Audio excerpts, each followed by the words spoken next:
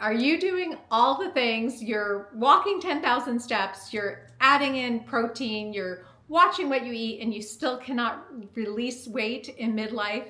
You are not alone, and you are not going crazy. I was there last year as well. And despite doing all the healthy things, I could not release weight until I learned this. So that's why I want to share this all with you.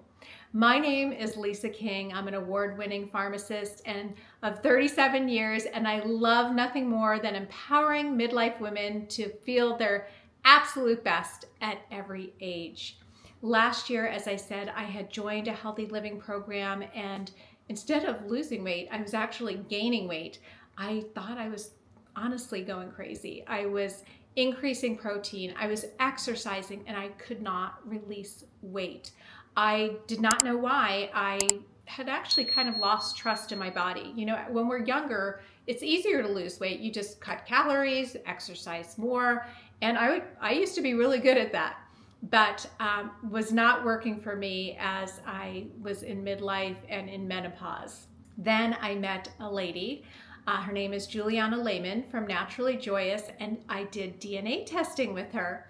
And I learned that all of the reasons that I was not able to release weight were due to inflammation in my body. So what I want to talk about today are different ways to release that inflammation, release that weight, and this has hands down worked for me, and I know it works for so many other people.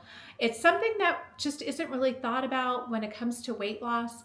When you hear the words inflammation, you kind of think of, you know, achy joints, or you might think of brain fog, you know, gut issues, headaches, but inflammation can, you know, actually lead to chronic inflammation, can lead to weight gain. So what I learned was that I was gluten and lactose intolerant.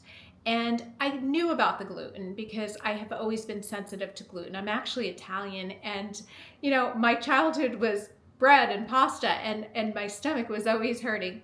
But I wasn't so sure about the lactose. I had been dairy and gluten-free many years ago, and then kind of let the dairy sneak back in because I just didn't really think that it was causing any issues for me, but it was. And so many people are gluten and lactose intolerant. So you may want to really, when you're eating something, just kind of be aware of, you know, is this causing, you know, some stomach issues for me? Do I feel bloated afterwards? For me, pizza was the worst because you've got that gluten and the dairy right there. So really just start listening to your body and looking at whether or not you have any food sensitivities. You may even want to write them down and see if that is an issue for you as well.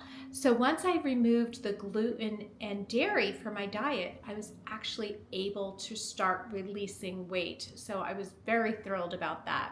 The other thing was that I started to eat more whole foods and remove processed foods like fillers and gums, things like xanthan gum, guar gum, and they really show up everywhere, even in protein powders. So I was having a lot of protein powders and also protein bars, things like that that are deemed healthy foods, but now I've gotten away from that, and I do have more whole foods like eggs or, you know, some turkey, something like that as a snack, pumpkin seeds. I do have a beef protein, and I will put that link to that. It's Designs for Sport beef protein, and you can find that in my Full Script account or my Amazon storefront. So I'll link both of those, and those were both recommended to me by Juliana from Naturally Joyous. I will also put her link for the DNA testing if anyone is interested.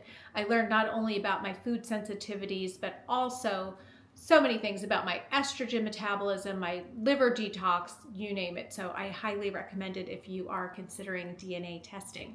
The other thing is seed oils. So many people, you know, seed oils are kind of a buzzword now, that they can cause inflammation in the body. So things like canola oil, corn oil, soybean oil, sunflower oil, those are the things that can cause inflammation. And at the time I was on this healthy living trajectory, I was also making a lot of protein balls with sunflower butter. So that was, again, causing the inflammation in my body. So now I've switched that out to olive oil, ghee, butter. Those things are very, very good for you and will not cause that inflammation. The other thing, again, is to read those labels, because I was very surprised that I do love pumpkin seeds, and they're not inflammatory. They were recommended by Juliana also as a food to have.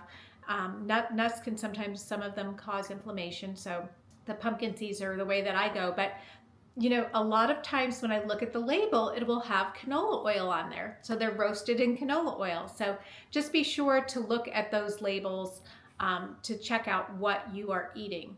The other thing besides the seed oils, and we're talking about packaged foods, is sugar. So sugar can be very inflammatory to the body. And I was also, I reduced sugar a long time ago. And you also want to reduce sugar alcohol. So when you're looking at the food labels for the seed oils, the gums, the fillers, look at sugar as well. What I recommend as a starting point, I've been called out on this number because it's a very generous number, is the American Heart Association recommendation of 25 grams a day of sugar, added sugar, for women, and 37.5 grams for men. So this is a great starting point. If you've never looked at sugar before, start looking at sugar. There's sugar in everything, as I said.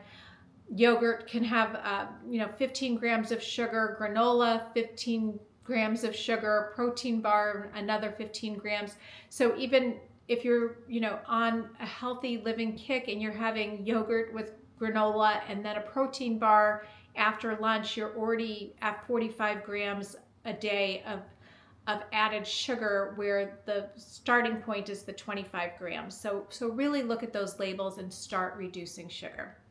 The other thing that I want to share is sleep. So this is a very important way to just refresh your health, refresh your cells, and just help with that weight release. So not having the proper sleep can cause that increase in cortisol, which leads to the belly fat, which leads to the weight gain. And for so many women, you may be doing all those right things. You're reducing the seed oils, you're adding in the protein, and still not losing weight, because you're staying up till 1 o'clock in the morning, because this is your me time when your family's asleep. But your body does need that sleep to help rejuvenate the cells and relax and release. And I've seen that firsthand myself. For many years, used Lumen, which is a tool that you breathe in to track your metabolism. And I would see that if I did not have a good night's sleep, I would not be in fat burn, I would be in carb burn. So your body cannot burn fat if it's not sleeping properly. So that's another thing to keep in mind to release that weight, is the sleep, proper sleep. And I'll do another whole video on that, because I feel like midlife and sleep are sometimes don't go hand in hand. So I'll do a video on that as well coming up. But those are just some of the really important things to keep in mind. For women in midlife, it's all about protein. Having, some people will say 1 gram of protein a day. Some will say 30 grams per meal.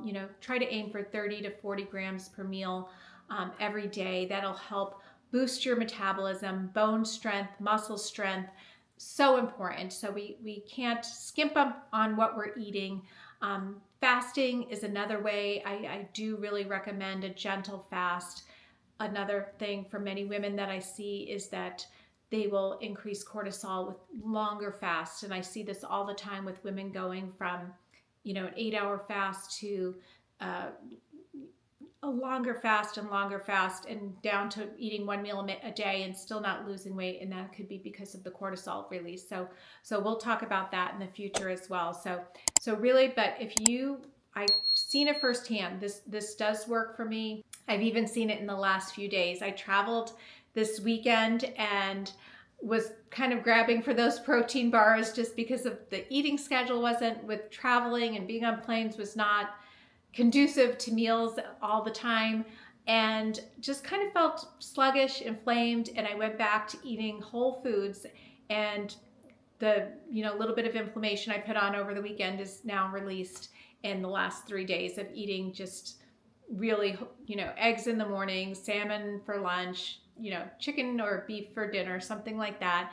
A little bit of vegetables, olive oil on my salad, that type of thing. So this really does work. So just be sure that you are looking at what you're eating, listening to your body, and seeing if there's anything that you're eating that is affecting you, making you feel sluggish, bloated, and all of that. So that can be something to look at as well. Be sure to head over to my website, The Fulfilled Pharmacist, for more information on how to refresh your health, including my 7-day free download for your gut reset. So gut health is overall health and a great way to start reducing inflammation as well. So I have everything on my website, The Fulfilled Pharmacist, and I'll include a link there as well. So great to talk to everybody today, and I will talk to you soon and be back with much more information.